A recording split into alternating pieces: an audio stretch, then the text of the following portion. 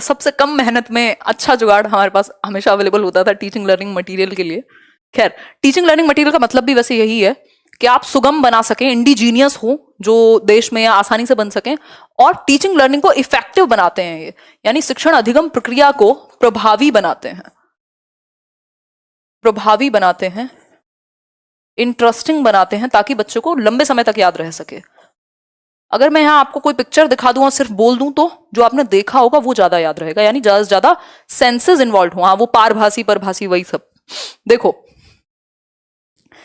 ज्यादा ना मजे मत लो, इधर आ जाओ, चलो आ जाओ फटाफट से। टीचिंग लर्निंग मटेरियल जो है सुगम बनाते हैं आपके टीचिंग लर्निंग के अनुभव को, ये हम कह सकते हैं, हेल्पफुल होते हैं बेहतर टीचिंग लर्निंग करने में, इफेक्टिव बनाने में टीचिंग लर्निंग प्रोसेस को। चलिए फटाफट से शुरू करते हैं। 1 नंबर 2 नंबर पे भी यहां से भी क्वेश्चन आता है। जियो बोर्ड आपने सुना होगा। What is Jio board? देखिए फटाफट से, जियो बोर्ड क्या है देखिए, जल्दी आंसर करो। जियो बोर्ड की यदि हम बात करें तो जियो बोर्ड एक ऐसा बोर्ड है जिसमें नेल्स होते हैं, नेल्स एम्बेडेड मतलब कीलें होती हैं। तो आपने देखा होगा, शायद कहीं ना देखा हो तो यहां देख लीजिए, इंटरनेट पे देख लीजिएगा, यूट्यूब पे कोई वीडियो देख लीजिएगा, है ना। ये यूट्यूब की शुरुआत थी एक तरीके से। हम लोग टीचिंग लर्निंग मटेरियल ढूंढा करते थे, बाहर की कंट्रीज के वीडियोज आते थे, इंडिया का कुछ था ही नहीं टीचिंग को लेके बहुत ज्यादा उस टाइम पे। तो it is a square board, एक स्क्वायर बोर्ड होता है जिसमें नेल्स गढ़े होते हैं, कीलें गढ़ी होती हैं, जिनमें रबर का इस्तेमाल करके, या फिर रबर बैंड आप देख रहे हो, ये ट्राइंगल और आपका ये स्क्वायर, रेक्टेंगल, ये सब बनाए हुए हैं। इन कीलों से हम शेप दे रहे हैं, ठीक है, शेप्स बनाई हुई हैं इनका यूज करके। इनिशियल ज्योमेट्रिकल फिगर सीख सकते हो, मेजरमेंट सीख सकते हो, यहां से न्यूमेरिकल कॉन्सेप्ट सीख सकते हो। 2-3 चीजें याद रखना, ज्योमेट्रिकल फिगर्स, भाई शेप्स देख ही रहे हो आप, ये सीख सकता है बच्चा इससे। मेजरमेंट इसलिए सीख सकता है क्योंकि उसको पता चल जाएगा कितना एरिया इसने ऑक्यूपाई किया हुआ है यहां से यहां तक में, ठीक। न्यूमेरिकल कॉन्सेप्ट्स को भी वो समझ पाएगा, मेजर वगैरह करने में हेल्प मिलेगी। तो ये 2-3 चीजें हैं जो जियो बोर्ड से की जा सकती हैं। इसमें नेल्स होते हैं यानी कीले होती हैं, शेप्स को, मेजरमेंट को, एरिया को, ये सब आपको दिखाने में या समझाने में मदद होगी जियो बोर्ड के द्वारा। दूसरी चीज है अबेकस। अबेकस वैदिक मैथमेटिक्स की एक टेक्निक है, हम ये कह सकते हैं। ये आपके सामने प्रस्तुत भी है। अबेकस देखा भी होगा, कुछ स्कूल्स या कुछ इंस्टीट्यूट्स इसको फॉलो भी करते हैं। कैलकुलेशन के लिए बहुत ही अमेजिंग सी चीज है ना। कैलकुलेशन फास्ट, बहुत तेजी से कर पाता है बच्चा। तो ये एक एंशियंट मैथमेटिकल इंस्ट्रूमेंट है, एक प्राचीन गणितीय इंस्ट्रूमेंट कह लीजिए। It is a frame generally of would और प्लास्टिक, यानी ये किस चीज का फ्रेम है? वुड का भी हो सकता है, प्लास्टिक का भी हो सकता है। इसमें स्लाइडिंग बीट्स होते हैं, ये जो बीट्स आप देख रहे हैं इनको आगे पीछे किया जा सकता है कैलकुलेशन के लिए। द कॉन्सेप्ट्स ऑफ एडिशन, अब ये इंपॉर्टेंट है, कई बार पूछ लेगा इसके लिए किसके थ्रू समझाओगे, तो अबेकस के थ्रू एडिशन यानी जोड़ना, सब्ट्रैक्शन यानी घटाना, है ना, मल्टीप्लिकेशन यानी गुणा करना,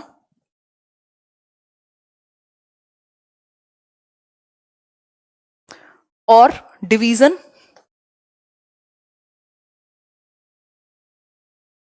ये सारी चीजें मतलब बेसिकली कैलकुलेशन को फास्ट करने में बहुत बड़ा रोल है।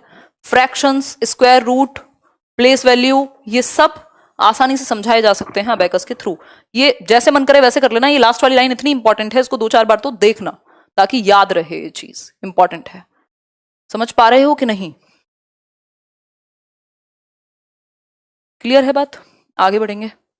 डाइंस ब्लॉक बहुत इंपॉर्टेंट है, आए हुए हैं क्वेश्चन। डाइंस ब्लॉक एक क्या है? टीचिंग लर्निंग गिनतारा कहते हैं ना अबेकस को, बिल्कुल ग्रेट। देखो, डाइंस ब्लॉक दूसरी चीज है, ये भी क्या है? एक टूल है, एक टीचिंग लर्निंग मटेरियल है जिसके थ्रू मैथ्स के कुछ टॉपिक्स को समझाया जाएगा। दीज आर मैनिपुलेटिव टूल्स, इनको आप मैनिपुलेट कर सकते हो, है ना, यूज कर सकते हो। बेसिक एडिशन भी इससे सीखा जा सकता है, वो अबेकस से भी सीख रहे थे हम। सब्ट्रैक्शन भी, काउंटिंग देख पा रहे हो ना, 1 2 3 4 कर सकते हो। प्लेस वैल्यू के लिए बहुत इंपॉर्टेंट है, place value multiplication. Place value के लिए कैसे? 1s, 10s, इसमें बेसिकली 5 यूनिट्स तक चलती हैं चीजें। 1s, 10s, 100, इकाई दहाई सैकड़ा वाला जो कॉन्सेप्ट था वो इसके थ्रू सिखाया जा सकता है, डाइंस ब्लॉक के थ्रू, ठीक है। दीज आर ऑफ 4 टाइप्स, ये 4 प्रकार के होते हैं। वहां से शुरू करेंगे। पहला प्रकार है यूनिट, जिसको वंस या इकाई कहते हैं। दूसरा प्रकार है ये यूनिट जोड़ जोड़ के टेंस दिखाया जाएगा रॉड के थ्रू, है ना, यानी दहाई सिखा सकते हो आप, प्लेस वैल्यू सिखा रहे हैं ना हम उसको। फिर तीसरा है फ्लैट, जिसको हंड्रेड्स कह सकते हैं हम, यानी सैकड़ा। ये आप इस फ्लैट के थ्रू, ये याद रखना कि हंड्रेड्स कैसे सिखाया जाएगा, फ्लैट के थ्रू। टेंस कैसे सिखाया जाएगा, रॉड के थ्रू। यूनिट्स तो एक यूनिट के थ्रू या एक सिंगल उसके थ्रू। क्यूब थाउजेंड्स, जो थाउजेंड्स है या हजार है, वो क्यूब के थ्रू सिखाया जाएगा। ये चार चीजें इसमें, चार टाइप के होते हैं ये, यूनिट्स, रॉड्स, फ्लैट्स, क्यूब्स। तो यूनिट्स का यूज इकाई के लिए, रॉड्स का यूज दहाई के लिए, फ्लैट्स का यूज सैकड़ा यानी हंड्रेड्स के लिए, और क्यूब्स का यूज हजार या फिर थाउजेंड्स के लिए। ठीक है, इतनी बात। इन चीजों को याद रखिएगा please. The unit cubes represent units, rods, tens, flats, hundreds. ये तो मैंने आपको बता दिया, वही बात रिपीट हो रही है, चाहे तो आप रिवीजन के लिए देख लीजिएगा, इसीलिए लिखे गए हैं। धन्यवाद। 1 मिनट कमेंट पढ़ लो यार, अच्छा लगता है कमेंट पढ़ के। उधर से जब बोलते हैं कि स्वयं सरस्वती माता की कृपा है भाई आप पर। अच्छा, बहुत बढ़िया अनूप छोकर। देखिए नेक्स्ट, देखिए 3 डायमेंशनल टीचिंग एड्स होते हैं, कुछ 2D होते हैं, कुछ 3D होते हैं, जिनकी 3 डायमेंशंस होती हैं। 3D एड्स, ठीक। these aids provide understanding of real things. भाई कोई इमारत है, कोई बिल्डिंग है, 3D है, तो उस मॉडल के थ्रू, किसी भी एक 3D मॉडल के थ्रू बिल्कुल रियल अंडरस्टैंडिंग हम बना सकते हैं। These are real objects, specimens, models और puppets। मतलब ये रियल ऑब्जेक्ट हो सकते हैं, कोई भी एक बिल्डिंग का आपको स्ट्रक्चर लाके दिखा दिया जाए, रियल ऑब्जेक्ट हो गया। स्पेसिमेन, किसी चीज का एक छोटा सा स्पेसिमेन दिखा दिया जाए। I love your simplicity. अच्छा, धन्यवाद जया त्रिपाठी, अच्छा लगा आपसे जुड़ के। रियल ऑब्जेक्ट्स इसमें हो सकते हैं, स्पेसिमेंस जो छोटा रूप होता है, फोन के डमी नहीं होते उस तरह के, मॉडल्स हो सकते हैं 3 डायमेंशनल वाले, और पपेट, जो क्या कहते हैं, पपेट को जो भी कहते होंगे, राजस्थान में चलती हैं। ये समझ पा रहे हो ना, ये सब 3D मॉडल्स हैं, देख रहे हो ना। ट्राइंगल हुआ, क्यूबॉइड हुआ, ये प्रॉपर लगाए हुए हैं उस पे बना करके, तो इनकी 3 डायमेंशंस दिखाई हुई है, मॉडल बना दिया एक। ठीक है, ये फ्लैश चार्ट्स हैं जो नंबर कॉन्सेप्ट में काम आ जाएंगे बच्चे के। एक बहुत ही छोटी सी बात, बट 1 नंबर की बात अगर फंस जाए तो फंस ही जाए, कई बार पूछा हुआ है। टॉल शेप ऑफ मैथमेटिक्स पूछता है। टॉल शेप ऑफ मैथमेटिक्स से क्या मतलब है, what is tall shape of mathematics? बताएगा कोई? किसी की इच्छा जाग रही हो, ज्ञान छलक रहा हो तो बता दो एक बार, जल्दी बताओ। कठपुतली कहते हैं, हाँ।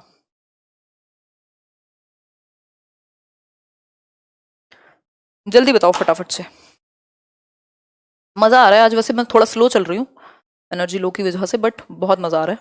देखो एक बार, टॉल शेप ऑफ मैथमेटिक्स क्या है, बताइए बताइए। सॉरी कौन कह रहा है? अरे मैं तो मजाक करती रहती हूँ यार, दिल पे मत लिया करो। देखिए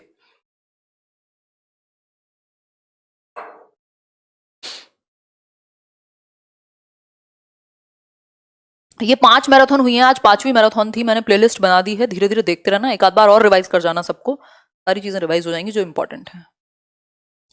देखिए अगर मैं बात करूं, टॉल शेप ऑफ मैथमेटिक्स का मतलब है एक कॉन्सेप्ट के ऊपर दूसरा कॉन्सेप्ट बिल्ड होगा। जैसे कहा नहीं जाता बचपन में, पहाड़े सीख लो नहीं तो आगे दिक्कत होने वाली है। बच्चे बड़ी स्टाइल मार के और वो कुछ कुछ कैलकुलेशन करके काम चला लेते हैं, बट अगर आपको टेबल्स नहीं आते होंगे तो मल्टीप्लिकेशन में दिक्कत, डिवीजन में दिक्कत, हर जगह दिक्कत आएगी। दैट मीन्स एक कॉन्सेप्ट पे मास्टरी करनी पड़ेगी नेक्स्ट कॉन्सेप्ट को सीखने के लिए। इसी को टॉल शेप कहते हैं। टॉल शेप मतलब ऊंचाई। ऊंचाई कैसे बिल्ड होगी? पहले ये वाला आपका पक्का हो, फिर इसके ऊपर एक और बिल्डिंग बनाओगे, फिर एक और पॉइंट बनाओगे, तो इसी तरह से टॉल शेप बनेगी, एक के ऊपर दूसरा कॉन्सेप्ट बिल्ड होगा।